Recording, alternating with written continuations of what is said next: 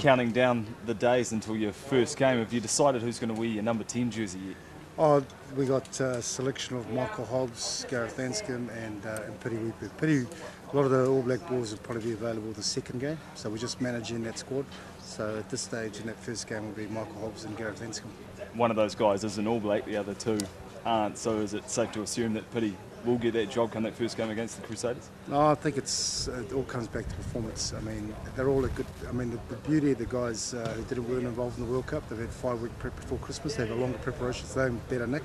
The guys who come back from the All Blacks, rightly so, had a good break, and they're still getting into condition. And so we got to balance that up and make sure that the best team goes out on the field against the Crusaders. And the pre-season games goes a long way to deciding who will play in all the positions.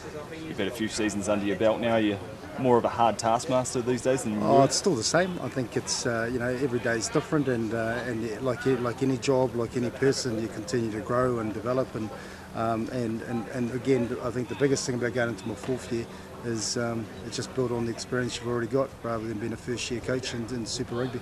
And Jeff Wilson alongside you this year, how's that working? Yeah, out? He's coming well with Bryce Woodward and myself.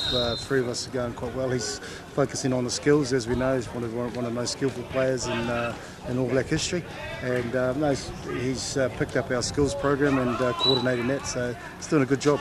And a pretty new backline to work with this year as well. Better or worse than last year? Oh, I mean, I never compare the teams. All I look at is what we have now and how well they come together. You can have a lot of names on paper, and we've seen that from many teams.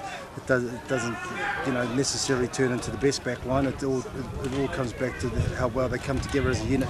I think at the end of 2010, you said 2011 you'd win a championship. Any bold predictions for this season? No, I never said that at all. Okay, one of the media guys said that. What I said was that we'd do well, and ultimately we got to the first time in a long time we got to the finals, playoffs rugby, and so it'd be fair to say we don't reach that at the playoffs and give our chance to win the competition, because you have to get there first.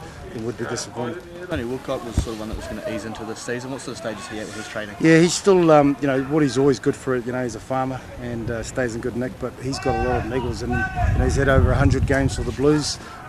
He was lucky to make the World Cup. From injuries he's had, he's picked up a few, obviously in the position he plays. So he'll have a delayed start and come back in round 5 after we come back from Africa.